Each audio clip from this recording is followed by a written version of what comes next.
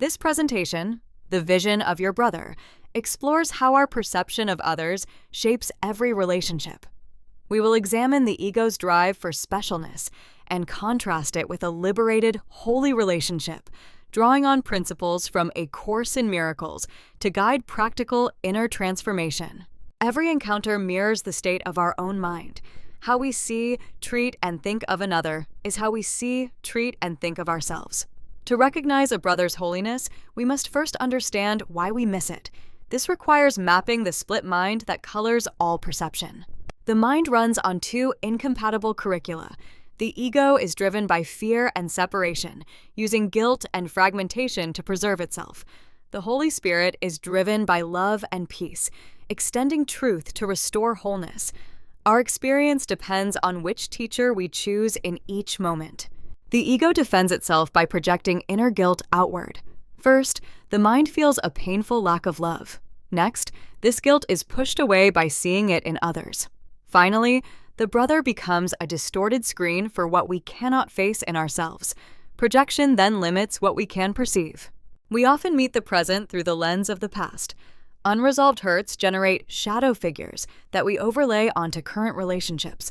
We then relate not to the real person, but to our own projection, forming an unholy alliance that demands they complete an unfinished story. Relationships follow one of two paradigms.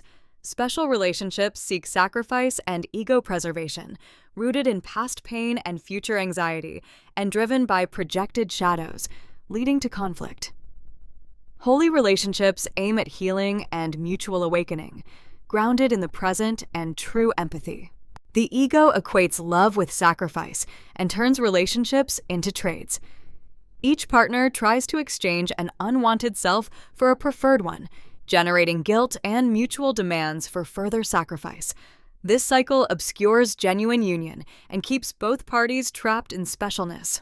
The holy instant interrupts the ego's horizontal timeline of carrying past guilt into future fear. In a single vertical moment, time is set aside and we experience a timeless now. Here, the past is gone, exclusion disappears, and true communication with our brothers becomes possible. Transforming an unholy relationship into a holy one requires a decisive shift in purpose. We offer the relationship to the Holy Spirit, allow its goal to flip from sacrifice to healing, and accept a period of strain as old patterns clash with the new objective of shared wholeness. Forgiveness here means looking past the form of error to the light of guiltlessness. We decline to believe in shadow figures, release others from what they never truly did, and recognize that every condemnation reflects our own hidden guilt. In this vision, error is kept unreal. The Circle of Atonement teaches that we cannot enter peace alone. Each encounter invites us to decide whether a brother belongs inside this circle of purity. As we bring him in, we join him there. If we leave him outside, we exclude ourselves as well. Our judgment determines our shared place. Your brother's holiness completes your own. Healing means recognizing the undivided wholeness reflected in him, lifting the limits you placed on love.